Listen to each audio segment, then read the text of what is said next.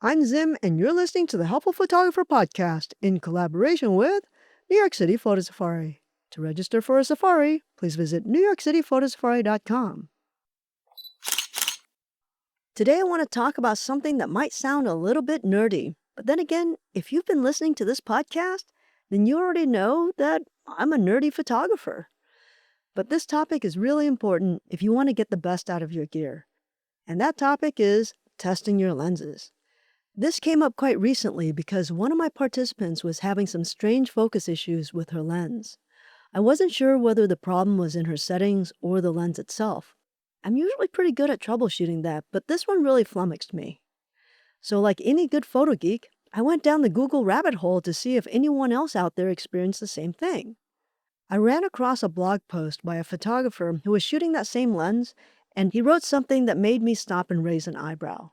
He said, "I'm not a brick wall shooter." What he meant was that he doesn't test his gear in controlled environments. He just likes to take it out into the field and decide how it performs based on real-world shooting. That comment bugged me a lot. What this photographer was saying was that testing your lens by photographing a flat surface like a brick wall doesn't reflect quote-unquote real-world photography. The problem is that real-world photography has too many random variables that you just can't control for and will give you false negatives. I'll get into that later. When I tell people to test their gear, I usually suggest that they photograph something simple, like a garage door or even a printed test chart taped to a wall. Why? Because those surfaces have straight lines, contrast, and texture, which makes it easy to see how sharp your lens really is. And that kind of controlled testing is crucial, especially before a big trip like my recent trip to Antarctica.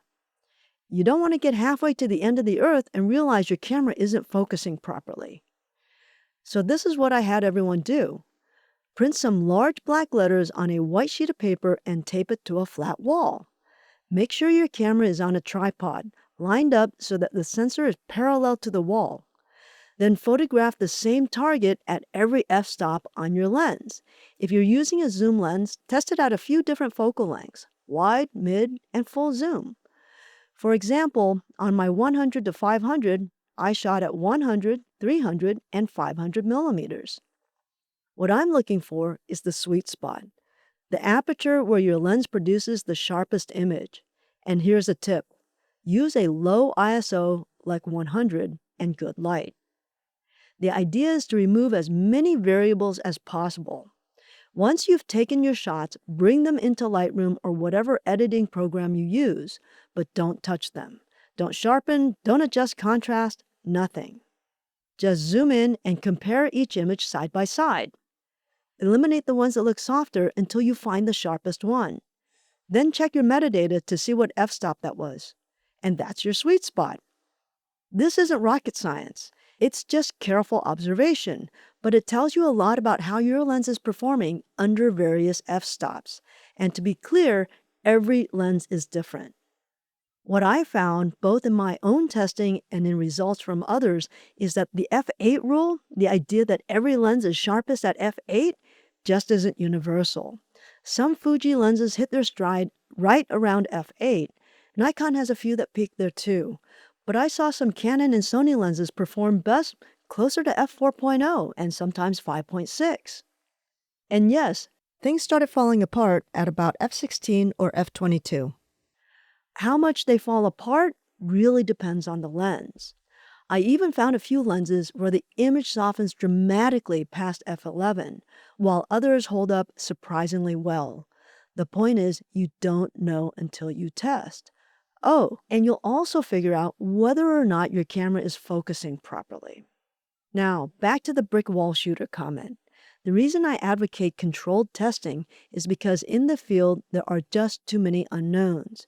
You might have motion, vibration, heat distortion, or lens flare, any of which can make your images look soft and lead you to blame your lens unfairly.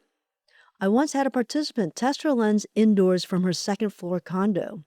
She swore she was on a tripod and was using a remote shutter release, but random images showed motion blur.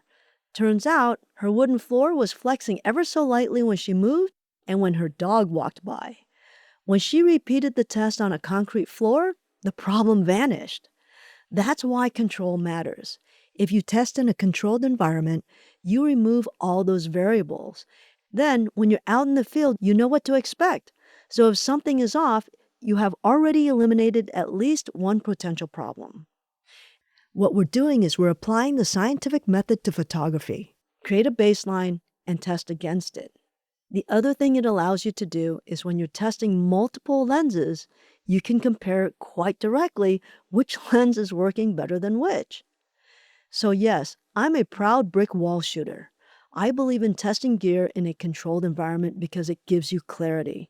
It helps you understand your tools so you can trust them when it really counts. Because once you know how your lens behaves, where it's sharpest, where it falls apart, you can make smarter decisions in the field.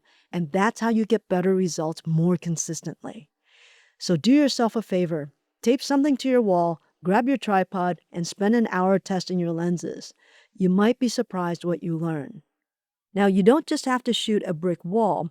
If you want a little bit more precision, you can buy devices online that create a target on a slant that will help you understand where your lens is focusing, not just sharpness alone. I hope that was helpful. Until next time, keep on shooting.